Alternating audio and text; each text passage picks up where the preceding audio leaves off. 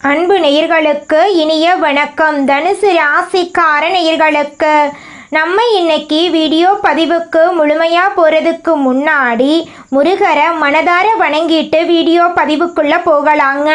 ஓம் முருகா போற்றி, ஓம் முருகா போற்றி, ஓம் முருகா போற்றி, எனக்காக்கும் முருகனே போற்றி. நல்லதே நடக்கும், நல்லது மட்டும்தான் நடக்கும். நம்முடைய தனுசு ராசிக்காரங்களை பொறுத்த வரைக்கும் தங்களுடைய வாழ்க்கையை தாங்களே நடத்த விரும்புவாங்க. கட்டுப்பாடுகள் இவங்களுக்கு பிடிக்கவே பிடிக்காது. சுதந்திரமான சூழல் இவங்களுக்கு பொருத்தம். எதையும் மனசில் வைக்காம நேராக சொல்லிடுவாங்க. சில சமயம் இதனால் பிறர் மனம் புண்படலாம். ஆனால் நோக்கம் கெட்டது கிடையாது. இவங்க எல்லார்கிட்டையும் ஒரே விதமாக தான் பேசுவாங்க, ஒரே விதமாக தான் பழகுவாங்க.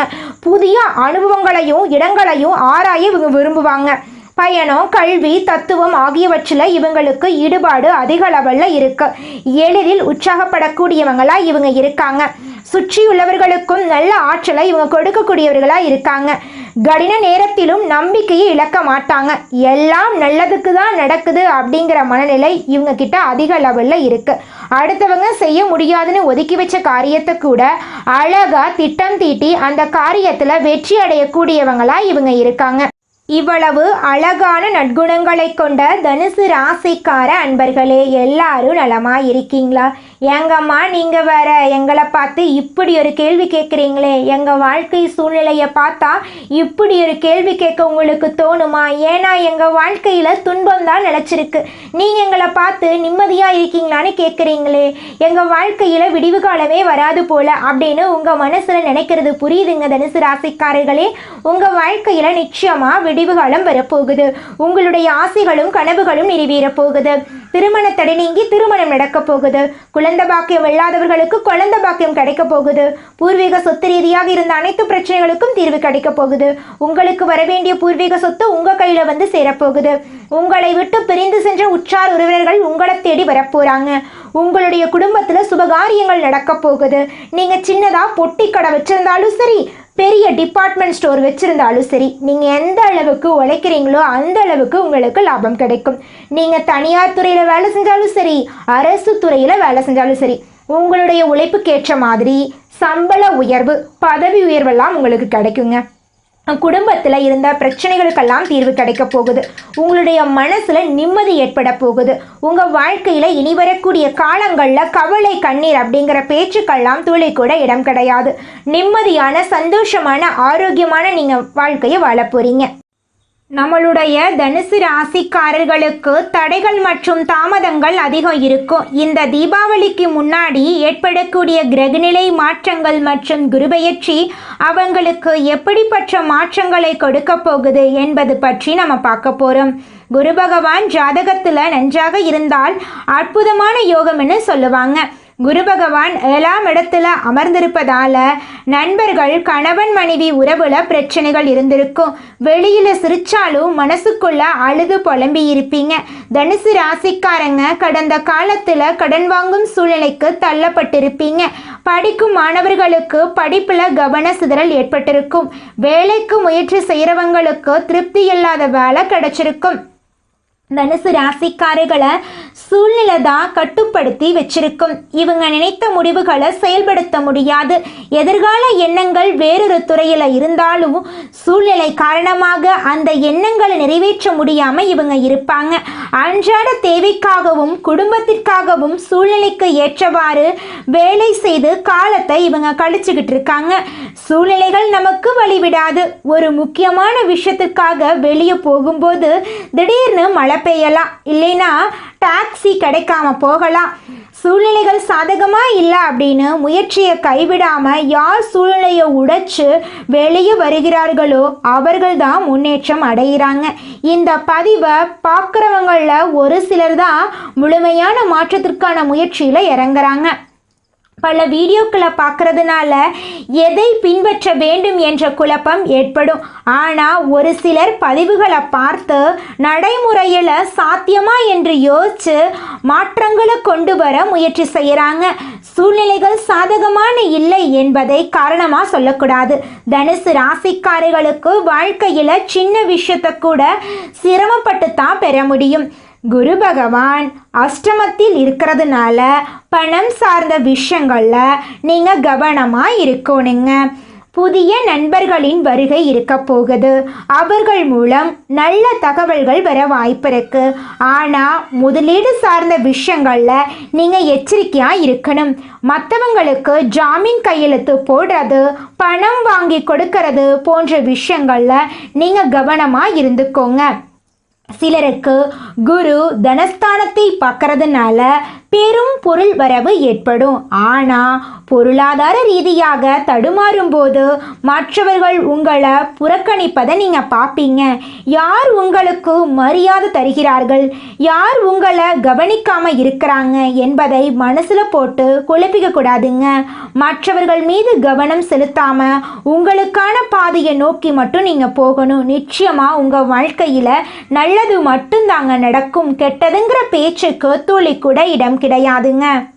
எந்த நேரத்திலும் தகுதி குறையாமல் செயல்படும் தனுசு ராசியினரே, நீங்கள் உயர்ந்த எண்ணங்களை உடையவர்கள். இந்த மாதம் பேச்சின் இனிமையால காரியம் கைகூட போகுது. சுப பலன்கள் ஏற்பட போகுது. எதிர்பார்த்த உதவிகள் உங்களுக்கு கிடைக்க போகுதுங்க. ஆனாலும் எதிலும் கூடுதல் கவனத்துடன் செயல்படுறது நல்லதுங்க. தொழில் வியாபாரம் திருப்தியாக நடக்கும். எதிர்பார்த்த பண உதவி உங்களுக்கு கிடைக்கும். வாடிக்கையாளர்களை அனுசரித்து செல்றது நல்லதுங்க. உத்தியோகத்தில் இருப்பவர்கள் அலுவலக வேலையாக அலைய வேண்டிய சூழ்நிலை இருக்கும். புதிய பொறுப்புகள் சிலருக்கு கிடைக்கலாம். வெளிநாடு முயற்சிப்பவர்களுக்கு அனுகூலம் கிடைக்கும். குடும்பத்தில் சகஜ நிலை காணப்படும். உறவினர்கள் மூலம் நல்ல தகவல் வந்து சேரும். கணவன் மனைவிக்கிடையே இருந்த இடைவெளி குறையும். குடும்பத்தினருடன் ஆன்மீக பயணம் செல்லும் நிலை உருவாகும். மற்றவர்கள் ஆலோசனையை கேட்டு உங்களை நாடி வருபவர்கள் நிறைய பேர் இருக்க போகிறாங்க. உங்கள் குடும்பத்தை விட்டு பிரிந்து சென்றவர்கள் மீண்டும் வந்து சேரப்போகிறாங்க. பெண்களுக்கு எதிர்பார்த்த உதவிகள் கிடைக்க போகுது. கூடுதல் கவனத்துடன் செய்யும் காரியங்கள் சாதகமான பலன்களை தருங்க. உங்களுடைய ஆசைகள் கனவுகள் எல்லாமே நிறைவேறப் போகுது. உங்கள் வாழ்க்கையே இனி வரக்கூடிய காலங்களில் சொர்க்கமாக மாறப்போகுதுங்க. அரசியல்வாதிகள் கட்சி தலைமையின் ஆணையை மீறி தனி கவனம் கொடுக்க வேண்டுங்க. தொகுதி மக்களிடம் நெருங்கி பழகிறது அவசியங்க. கலைத்துறையினருக்கு வெளிநாட்டு புது நிறுவனங்கள் உங்களுக்கு வாய்ப்பளிக்கும். அயராத உழைப்பால் சில நுணுக்கங்களை கற்றுக்கொள்வீங்க. மாணவர்களுக்கு மற்றவர்களை அனுசரித்து செல்வது நல்லது. கல்வியில திருப்தி உண்டாகும். உங்கள் வாழ்க்கையில் நல்லதெல்லாம் அடுக்கடுக்காக நடக்க போகுது. கெட்டதுங்கிற பேச்சுக்கு துளி கூட இடம் கிடையாதுங்க. தனுசு ராசிக்காரர்களே, உங்களுடைய எண்ணம் போல உங்கள் வாழ்க்கையில் நல்லது மட்டும்தாங்க நடக்கும். கெட்டதுங்கிற பேச்சுக்கு துளி கூட இடம் கிடையாதுங்க. இந்த உலகத்தில் யாருங்க கோடீஸ்வரன்? கோடி கோடியா பணம் வச்சிருக்கிறவங்களா, பிடிச்ச உணவுகளை சாப்பிட்றவங்களா, பிடிச்ச உறவுகள் கிட்ட பேசுகிறவங்களா? இதில் யாருமே கோடீஸ்வரன் கிடையாதுங்க. யார் ஒருத்தவங்க நோய் நொடி இல்லாமல் மனக்கவலை இல்லாமல் நிம்மதியாக தூங்குறாங்களோ அவங்க தாங்க இந்த உலகத்திலேயே சிறந்த கோடீஸ்வரன். அப்பேற்பட்ட கோடீஸ்வரன் ஆகக்கூடிய யோகம் உங்களுக்கு இந்த மாதம் அமைஞ்சிருக்குதுங்க. உங்கள் வாழ்க்கையில் இனி வரக்கூடிய காலங்களில் கவலை கண்ணீர் அப்படிங்கிற பேச்சுக்கெல்லாம் துளி கூட இடம் கிடையாதுங்க. இது நாள் வரைக்கும் உங்களுடைய மனசில் இருந்த மனக்கவலைகள் எல்லாம் இனி வரக்கூடிய காலங்களில் காணாமல் போக போகுதுங்க. நீங்கள் சந்தோஷமான ஆரோக்கியமான வாழ்க்கையை இனி வரக்கூடிய காலங்களில் வாழ போறீங்க. உங்கள் வாழ்க்கையில் சந்தோஷம் நிலச்சிருக்க போகுதுங்க. திருமணமான தனுசு ராசிக்காரர்கள் விட்டு கொடுத்து போகும் மனப்பான்மை கொண்டவராக இருக்கணும். வாக்குவாதங்கள் ஏற்படலாம், அதை கண்டு நீங்கள் அச்சப்படக்கூடாது. ஆனால் அதை நீங்கள் பொருட்படுத்தவும் கூடாது. இந்த உலகத்தில் 100% சரியான நபர்கள் யாருமே கிடையாது. தவறு செய்கிறது மனுஷனோட இயல்பு. நீங்கள் பழகும் நபர்களிடம் கவனமாக நீங்கள் இருக்கணும். தேவையற்ற நபர்களுடைய வருகை இருக்கும். அவர்கள் உங்களிடம் உங்கள் பணத்தை பறிக்க பிளான் பண்ணுவாங்க. பழகும் பழக்கம் என்று எடுத்துக்கிட்டா தனுசு ராசிக்காரங்க அளவோடு இருந்தால் நல்லது. அளவுக்கு மீறினா அமிர்தமும் நன்று. தீபாவளி அன்று மகாலட்சுமி தாயார் வழிபாடு செய்யுங்க. குலதெய்வ வழிபாடு உங்கள் வாழ்க்கையில் நல்ல மாற்றத்தை கொண்டு வந்து சேர்க்குங்க.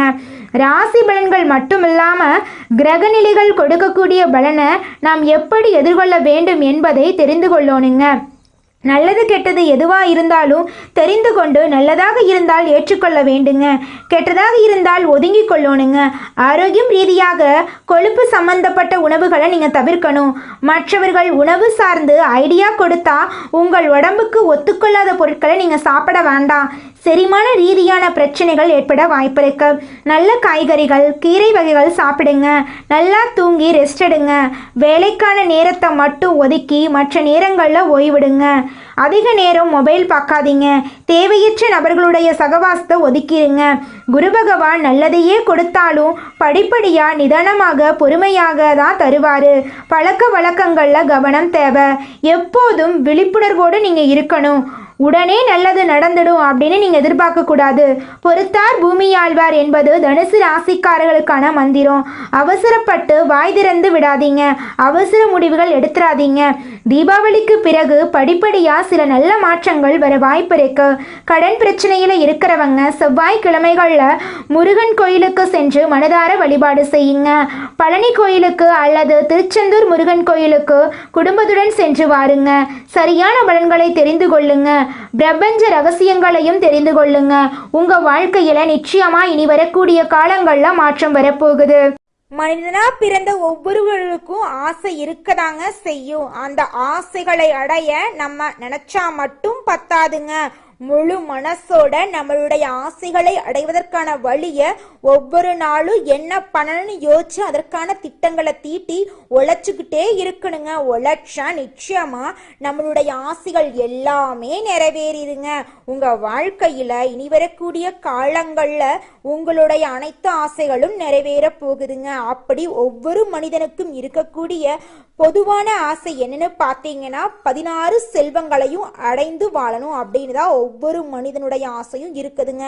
பணம் வேணும், பதவி வேணும், புகழ் வேணும், கௌரவம் வேணும் அப்படின்னு தான் ஒவ்வொரு மனிதனும் தினமும் வாழ்ந்துகிட்டு இருக்கான். அதை நோக்கிய பயணத்தை தான் ஒவ்வொரு நாளும் மனிதன் வாழ்ந்துகிட்டு இருக்கான். ஒவ்வொரு நாளையும் ரசிச்சு வாழ்றது கிடையாது. எந்த ஒரு மனிதனும் போராட்டத்துல தாங்க இந்த உலகத்துல ஒவ்வொரு மனிதனும் வாழ்க்கைய வாழ்ந்துட்டு இருக்காங்க. தனுசு ராசிக்காரர்களே, இந்த பதிவை பார்த்து முடித்த பிறகு குழந்தை மாதிரி மனசை வச்சுக்கோங்க. பழைய நினைவுகளை மறந்துடுங்க. தனுசு ராசிக்காரங்க எந்த விஷயத்தையும் அவ்வளவு சீக்கிரம் மறக்க மாட்டாங்க.